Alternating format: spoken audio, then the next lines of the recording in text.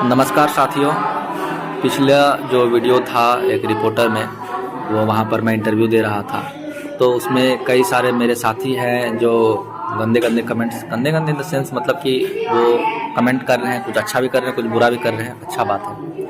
मेरा पॉइंट इसमें यही था कि सरकार किसी का भी हो, चाहे बीजेपी का हो, चाहे कांग्रेस का हो, आज ए नॉर्मल युवा आपको सवाल अवश्य करना चाहिए। अगर कोई मुद्दा ऐसे लाए जाते हैं जिससे संविधान को खतरा हो और जिससे जो युवा पीढ़ी है या जो समाज है वो एक पीछे की दिशा में जाए, तो वहाँ पर जो तर्कशील खास करके शिक्षक प्राणी है उनको अवश्य बोलना चाहिए। उनके अंदर इतना तो हिम्मत रहना चाहिए कि वो जो एस्टेब्लिश सत्ता है उनसे सवाल कर पाए। और जो लोग उसमें ज़्यादा विपक्ष में बोलना चाह रहे थे, तो हम एक बात कहना चाहते हैं, हमारा जो समाज है उसमें खास करके जो युवा पीढ़ी है वो मर चुका है, तो उसके बारे में हम कुछ नहीं कहना चाहेंगे। उसके बारे में यही कहना चाहेंगे कि वो जा करके एक मृत्यु सर्टिफिकेट, डेथ सर्टिफिकेट बनवा ले तो उनके लिए अच्छा रहेगा। और सबसे गंदा बात वो है कि जो मरा हुआ नहीं है और मरा हुआ होने का एक्टिंग कर रहा है, तो उसको हम जगा भी नहीं सकते। ऐसा होता है ना कि आदमी सुतल न है, सोने का एक्टिंग कर रहा है, तो उसको हम जगा भी नहीं सकते हैं। जो आदमी सोया हुआ है उसको थोड़ा धक्का दे करके पानी वानी डाल के जगा सकते हैं। और हम आपको एक बात बताते हैं, जो मौजूदा सरकार है वो ओबीसी विरोधी है, ठीक है। वो आपके विरोध में है। ऐसा क्यों? क्योंकि ये लगातार आपके आरक्षण को ख़त्म किए जा रही है। आपको जो ओबीसी रिजर्वेशन मिला था उसमें क्रीमी लेयर या नॉन क्रीमी लेयर ला करके ओबीसी क्रीमी लेयर का आरक्षण ख़त्म किया है। अगर आपको विश्वास नहीं हो तो आप गूगल कर लेना, आपको 2 सर्च में ये सारे रिजल्ट मिल जाएंगे। और बात इतना ही नहीं, SC ST में भी क्रीमी लेयर लाने का बात किया जा रहा है। और हम आपको एक बात बता देते हैं, सरकार जो है ये मौजूदा सरकार EWS आरक्षण लाई, उसमें क्या था कि अभी तमाम ऐसे एग्ज़ाम है CHSL, SSC, सेंट्रल और स्टेट एग्ज़ाम, जहां पर EWS के कट ऑफ कम जा रहे हैं एज कम्पेयर टू OBC।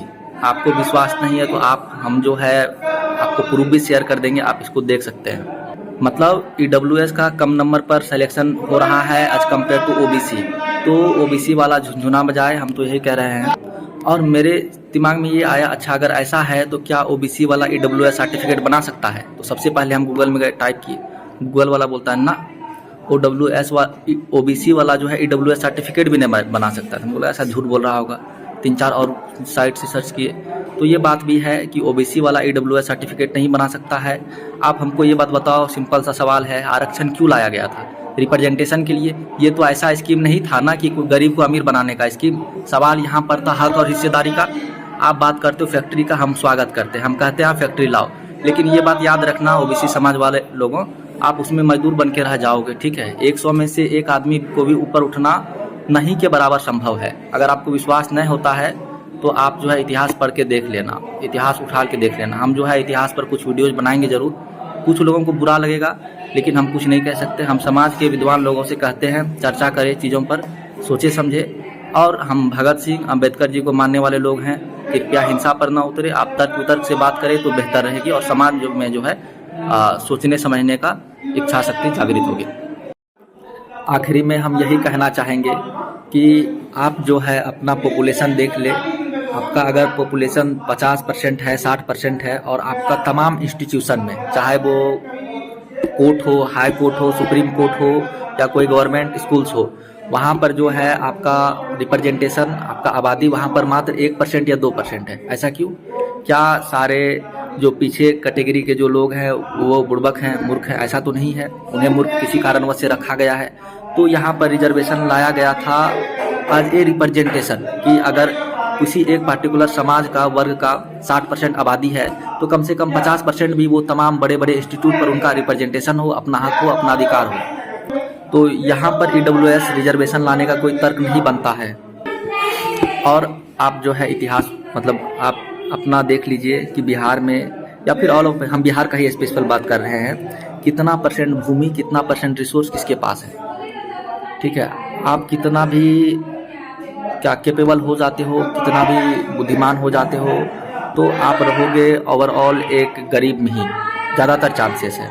आप देख लो, गूगल कर लेना कुछ चीज़ें, कितना % जो है भूमि किसके पास है, आपका क्या कितना % आदमी जो है यहाँ पर भूमिहीन है। तो हम यही कहना चाहेंगे कि आप अपने हक और अधिकार की बात करो, आप अपने हिस्से की चीज़ों को मांगो, और जो वो चीज़ों को कब्जा किया हुआ है उसको ख़राब लगेगा वो आपके खिलाफ विद्रोह करेंगे, ऐसा बिल्कुल है। इसलिए कुछ लोगों को ख़राब भी लग रहा है, लेकिन आप अपना आवाज़ रखते आगे बढ़, लेकिन आप अपने मांग पर अडिग रहो, तभी कुछ हो सकता है। अगर आप कुछ ऐसे मुद्दों पर भटकोगे तो आपका यहाँ पर नुकसान आपका ही है। तो आप समझदार हैं, आप जागेंगे, आप कुछ करेंगे। बहुत बहुत धन्यवाद।